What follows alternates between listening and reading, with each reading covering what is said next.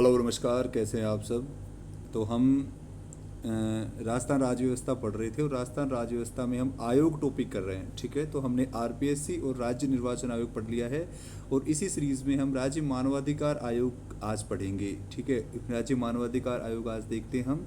तो मानवाधिकार का परिचय हम देखेंगे तो मानवाधिकार शब्द मानवाधिकार संरक्षण अधिनियम 1993 की धारा 2 में परिभाषित है। ठीक है, तो मानवाधिकार शब्द किस में है भाई। मानवाधिकार संरक्षण अधिनियम कब आया था? 1993 में। मानवाधिकार संरक्षण अधिनियम कब आया था? 1993 में, जिसमें इसकी धारा 2 में मानवाधिकार शब्द क्या है? परिभाषित है। ठीक है, मानवाधिकार शब्द परिभाषित है, जिसके अंतर्गत मानवाधिकार से अभिप्राय है संविधान में उल्लेखित और अंतर्राष्ट्रीय प्रेस संविधा में अभिगत व्यक्ति के जीवन, स्वतंत्रता, समानता और प्रतिष्ठा के जो अधिकार हैं जो न्यायालय द्वारा लागू होते हैं और जो योग्य हैं। तो जो मानव के जो अधिकार हैं उनके जीवन के, स्वतंत्रता के, समानता के, प्रतिष्ठा के, तो उन सभी को मानवाधिकार में शामिल किया गया है। ठीक है, और मानव अधिकार संरक्षण अधिनियम कब आया था? 1993 में। ये भी आपको याद रखना है। ठीक है अब ये एक डेट इंपॉर्टेंट होती है कि संयुक्त राष्ट्र के चार्टर ने 10 दिसंबर 1948 को 10 दिसंबर 1948 को मानव अधिकारों को परिभाषित कर सम्मिलित किया था। ठीक है, कि भाई इन्हें सख्ती से लागू किया जाए। ठीक है, तो संयुक्त राष्ट्र ने मानव अधिकारों को शामिल कब किया था? 10 दिसंबर 1948 को। 10 दिसंबर 1948 को लागू किया था। और राजस्थान राज्य मानवाधिकार आयोग का मुख्य उद्देश्य क्या है? कि राज्य में मानव अधिकारों की रक्षा हेतु एक निगरानी संस्था के रूप में काम करना। ठीक है, तो मानव अधिकारों की सुरक्षा और रक्षा हेतु ये एक निगरानी संस्था के रूप में कार्य करता है। ठीक है, अब हम राजस्थान में देखेंगे, स्पेशली तो हम राजस्थान के परिप्रेक्ष्य में ही देखेंगे इसको, कि राजस्थान की राज्य सरकार ने दिनांक 18 जनवरी 1999 को एक अधिसूचना राजस्थान राज्य मानवाधिकार आयोग के गठन के संबंध में जारी की थी। और ये क्रियाशील कब से है? 23 मार्च 2000 से। 23 मार्च 2000 से क्रियाशील है। ठीक है, और इसकी अधिसूचना कब जारी हुई थी? 18 जनवरी 1999 को। 18 जनवरी 1999 को इसकी अधिसूचना जारी हुई थी और ये लागू कब हुआ था? 23 मार्च सन 2000 से लागू हुआ था। ठीक है, और मानव अधिकार संरक्षण अधिनियम 1993 के प्रावधान अनुसार इसमें एक अध्यक्ष और 4 सदस्य रखे गए थे। जब ये शुरू में बना था, 23 मार्च सन 2000 को जब ये बना था, तो इसमें एक अध्यक्ष और 4 सदस्य रखे गए थे। एक अध्यक्ष और 4 सदस्य रखे गए थे। फिर इसमें सन 2006 में संशोधन किया जाता है और संशोधन करके इसमें एक अध्यक्ष और 2 सदस्य का प्रावधान कर दिया गया है। ठीक है, तो जब 18 जनवरी, देखो अब हमें क्या याद रखना है इसमें, कि इसकी अधिसूचना कब जारी हुई थी? 18 जनवरी 1999 को। और ये क्रियाशील कब हुआ था? 23 मार्च सन 2000 को। 23 मार्च सन 2000 को ये क्रियाशील हुआ था। और जब ये बना था तो मानव अधिकार संरक्षण अधिनियम 1993 के अनुसार इसमें एक अध्यक्ष और 4 सदस्य का प्रावधान किया गया था। लेकिन इसमें संशोधन किया गया कब? सन 2006 में। ठीक है, तो इसमें सन 2006 में संशोधन करके एक अध्यक्ष और 2 सदस्य कर दिए गए हैं। कितने? एक अध्यक्ष और 2 सदस्य कर दिए गए हैं। ठीक है, 2 सदस्य कर दिए गए हैं। और राजस्थान राज्य मानवाधिकार आयोग कब से लागू है? 19 जनवरी सन 2001 से ये लागू है। ठीक है, राजस्थान में कब से लागू है? 19 जनवरी सन 2000 से। और इसका मुख्यालय कहाँ पर है? जयपुर में। इसका मुख्यालय कहाँ पर है? जयपुर में है। इसका मुख्यालय जयपुर में है। ठीक है, और जो इसका सचिव होता है वो कौन होता है? आईएएस अधिकारी होता है। जो इसका सचिव है वो आईएएस अधिकारी होता है। और आयोग की अपनी एक अन्वेषण एजेंसी भी होती है। आयोग की क्या है? अपनी एक जांच एजेंसी है खुद की। ठीक है, तो मानवाधिकार आयोग है, उसकी खुद की एक जांच एजेंसी होती है। उसका नेतृत्व ऐसे पुलिस अधिकारी को जो महानिरीक्षक पुलिस के पद से कम स्तर का नहीं होगा उसके द्वारा की जाती है। ये इंपॉर्टेंट है। ठीक है, कि मानवाधिकार की एक अन्वेषण एजेंसी है खुद की और इसका नेतृत्व कौन करता है?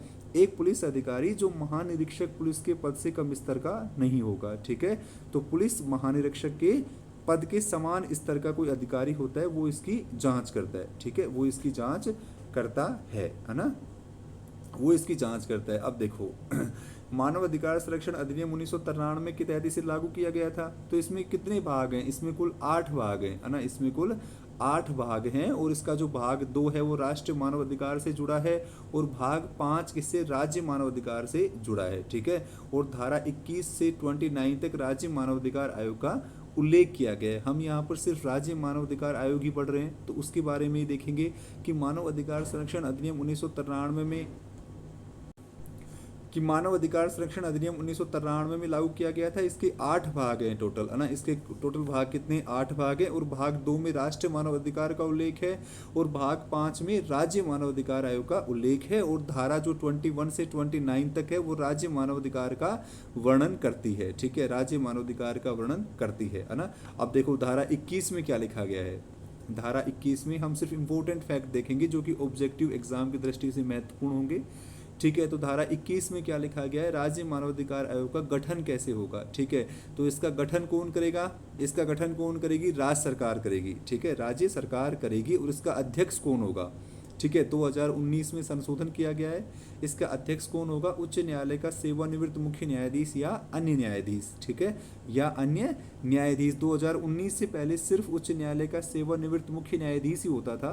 2019 में इसमें संशोधन किया गया और अब अन्य न्यायाधीश को भी बनाया जा सकता है, ठीक है।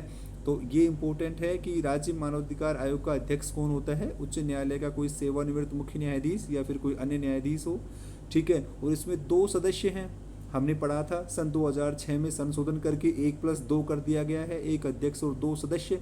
तो अध्यक्ष कौन होता है, अध्यक्ष होगा उच्च न्यायालय का सेवानिवृत्त मुख्य न्यायाधीश या फिर कोई अन्य न्यायाधीश। और जो 2 सदस्य हैं उसमें एक सदस्य कौन होगा, या तो उच्च न्यायालय का न्यायाधीश है या रहा है, या जिला न्यायाधीश है या रहा है, और जिला न्यायाधीश के रूप में 7 वर्ष का उसको कार्य करने का अनुभव हो, ठीक है। तो एक तो ये व्यक्ति होगा और दूसरा सदस्य कौन होगा, मानव अधिकार से संबंधित विषयों का कोई ज्ञाता हो, ठीक है, कोई ज्ञाता हो। तो ये 1+2 की जो अपनी गठन जो समिति है उसमें होंगे ये। तो अध्यक्ष कौन होगा, अध्यक्ष होगा उच्च न्यायालय का सेवानिवृत्त मुख्य न्यायाधीश या अन्य न्यायाधीश। और एक सदस्य कौन होगा, जो उच्च न्यायालय का न्यायाधीश है या रहा है, या जिला न्यायाधीश है या रहा है, और जिला न्यायाधीश के रूप में उसे 7 वर्ष का कार्य करने का कोई अनुभव हो। और एक सदस्य होगा जो जिसे मानव अधिकार का ज्ञाता हो, ठीक है, कोई व्यावहारिक ज्ञान हो वो होगा, ठीक है, कोई व्यावहारिक ज्ञान हो वो होगा। और इसका मुख्यालय राज्य सरकार द्वारा तय किया जाता है, ठीक है। और जो राज्य मानवाधिकार आयोग है वो केवल राज्य सूची और संवर्ती सूची के मामलों की जांच कर सकता है ना भाई, संघ सूची की तो नहीं करेगा, उसमें तो केंद्र में मानवाधिकार है ना।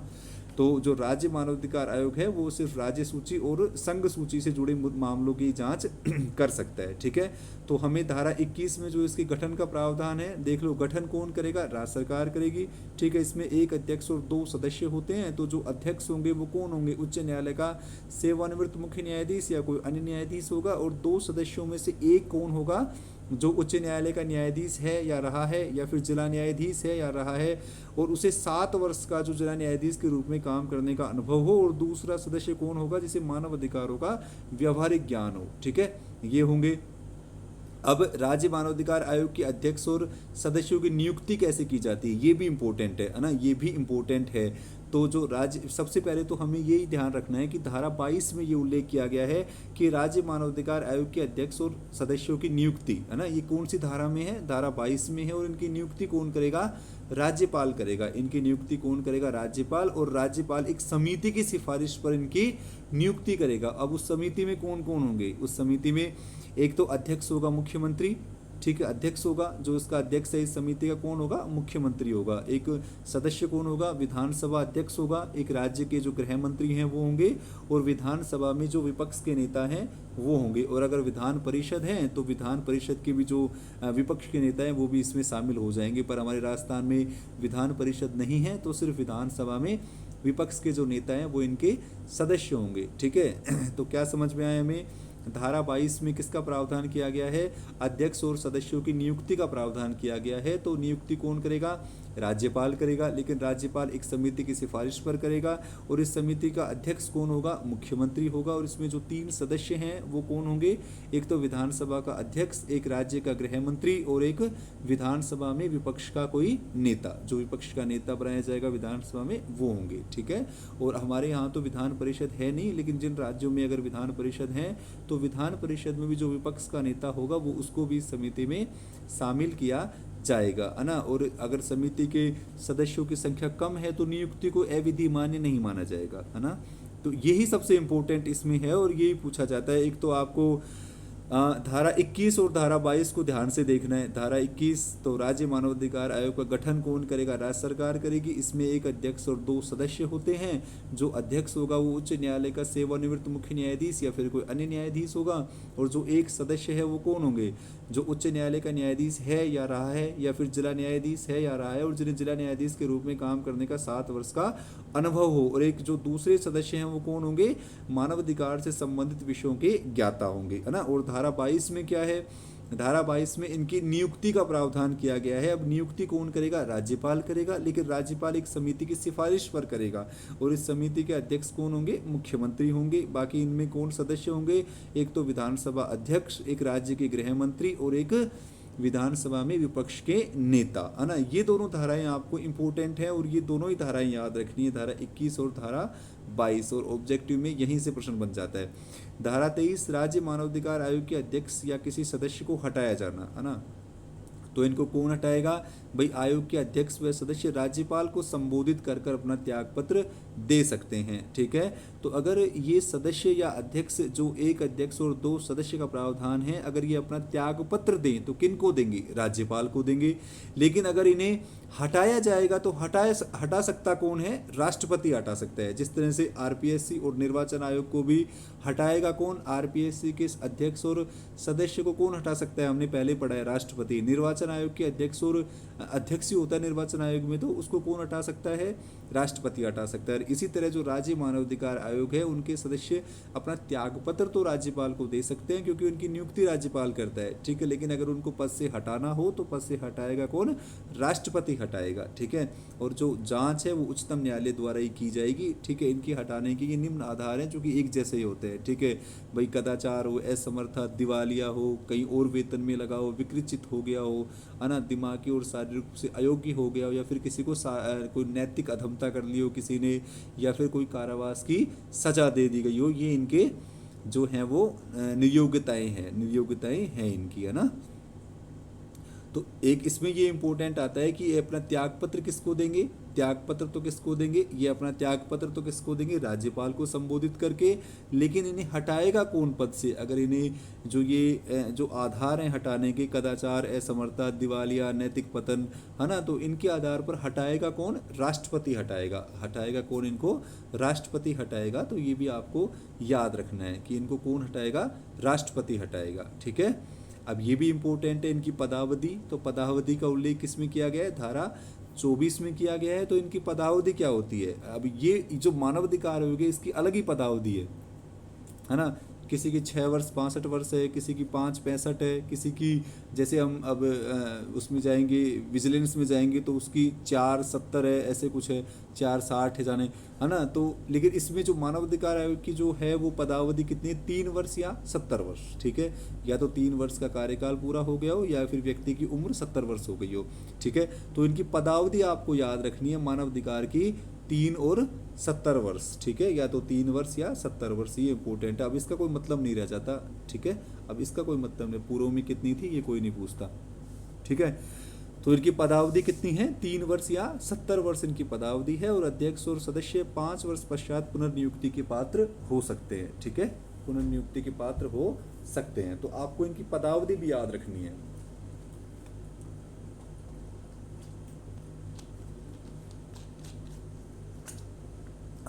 ठीक है, आपको इनकी पदावधि भी याद रखनी है ना। तो इनकी पदावधि कितनी होगी? 3 वर्ष या 70 वर्ष, ठीक है। 3 वर्ष या 70 वर्ष होगी, है ना। अब अध्यक्ष के रूप में ये सब जानते हैं, कार्यवाहक अध्यक्ष बनेंगे, वेतन भत्ते अलाभकारी नहीं किया जाएगा, है ना। अब ये कर्मचारी उपलब्ध कराएंगे, ठीक है। तो ये इंपॉर्टेंट है कि भाई राज्य मानवाधिकार आयोग अपनी वार्षिक जो रिपोर्ट है वो किसको पेश करेगा? तो वो राज्य सरकार को देगा, ठीक है। राज्य सरकार को देगा और राज्य सरकार उसे किस में रखेगी? विधानसभा में रखवाती है ना। ये इंपॉर्टेंट है कि धारा 28 के अनुसार जो राज्य मानवाधिकार आयोग है वो अपनी वार्षिक रिपोर्ट किसको देगा?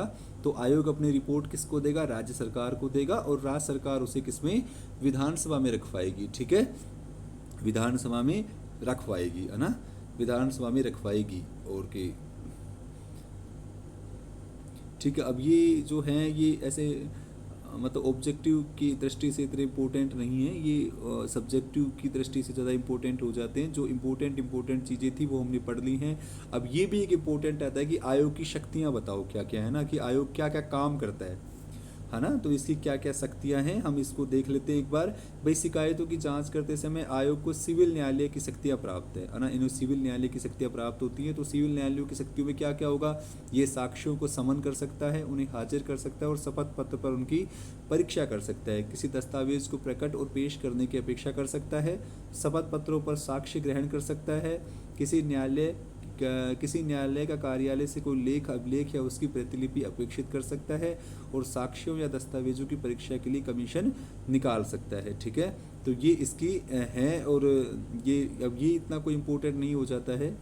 ठीक है, ये इतना कोई इम्पोर्टेंट नहीं रह जाता, ये सब्जेक्टिव की दृष्टि से इम्पोर्टेंट है। अब देखो ऑब्जेक्टिव में हम आयोग के अध्यक्ष देख लेते हैं कि आज तक कौन कौन जो है वो मानवाधिकार आयोग के अध्यक्ष रहे हैं। तो सबसे पहले तो श्रीमती कांता भटनागर है ना।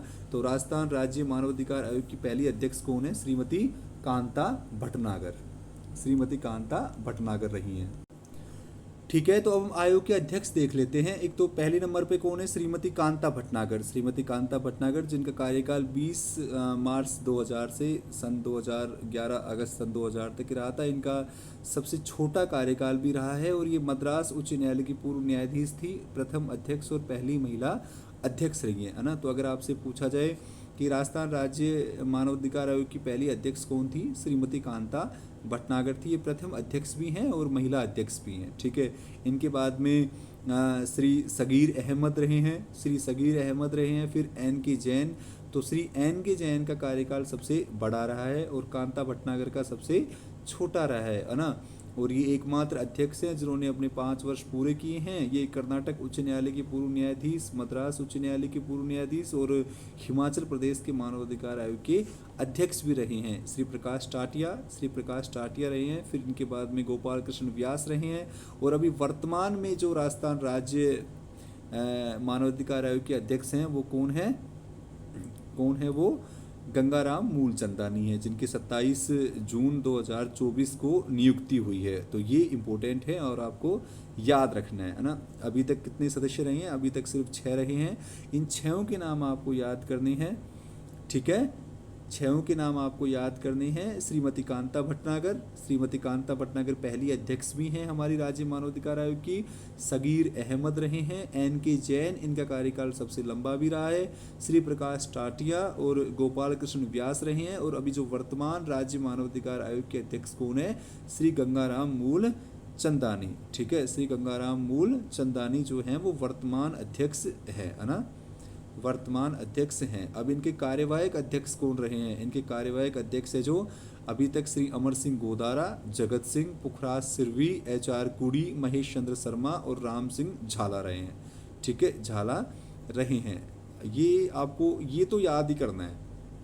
अगर आपसे कार्यवाहक अध्यक्ष और सदस्य याद नहीं रहते हैं तो आपको अध्यक्ष जो रहे हैं वो तो याद ही करने हैं। श्रीमती कांता भटनागर, सगीर अहमद, एन के जैन, प्रकाश टाटिया, गोपाल कृष्ण व्यास और अभी कौन है, श्री गंगाराम मूलचंदानी। और ये जो कार्यवाहक अध्यक्ष कौन कौन रहे हैं, अमर सिंह गोदारा, जगत सिंह पुखराज सिरवी, HR कुड़ी, महेश चंद्र शर्मा और रामचंद्र सिंह झाला। ये नाम आपको याद रखने हैं। ठीक है, तो हमने अपना राज्य मानवाधिकार आयोग है वो देख लिया है। और एक बार आपको क्या क्या दोबारा याद रखना है हम एक बार फिर रिवाइज कर लेते हैं।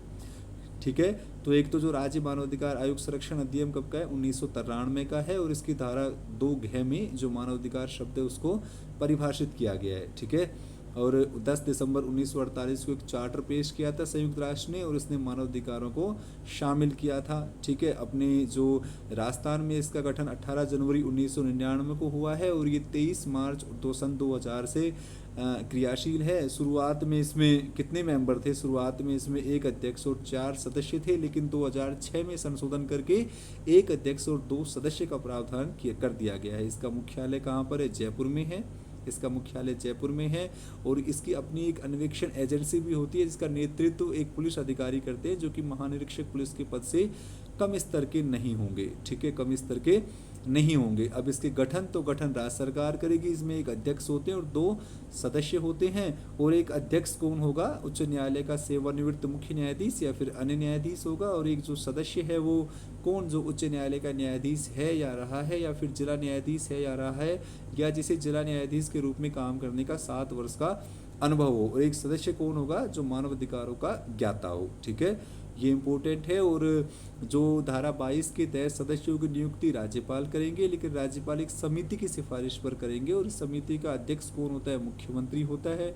इसमें सदस्य कौन कौन होंगे, विधानसभा अध्यक्ष, राज्य का गृह मंत्री और विधानसभा में विपक्ष का नेता होगा। ठीक है, विपक्ष का नेता होगा। और इनके आधार पर मतलब ये अपना त्याग पत्र किसको देंगे, राज्यपाल को। लेकिन ये जो कुछ आधार है इनको हटा कौन सकता है, राष्ट्रपति हटा सकता है। और उनकी पदावधि कितनी होती है, 3 वर्ष और 70 वर्ष होती है, 3 वर्ष और 70 वर्ष होती है। और अपनी रिपोर्ट ही किसको देते हैं, राज्य सरकार को देते हैं। ठीक है, और अभी तक अपने 6 जो हैं वो बन चुके हैं मानवाधिकार आयोग के अध्यक्ष। तो सबसे पहले कौन थी, श्रीमती कांता भटनागर, इनके बाद में सगीर अहमद, फिर NK जैन और प्रकाश टाटिया, श्री गोपाल कृष्ण व्यास। और अभी वर्तमान में जो हमारे अध्यक्ष हैं वो कौन है, गंगाराम मूलचंदानी, गंगाराम मूलचंदानी।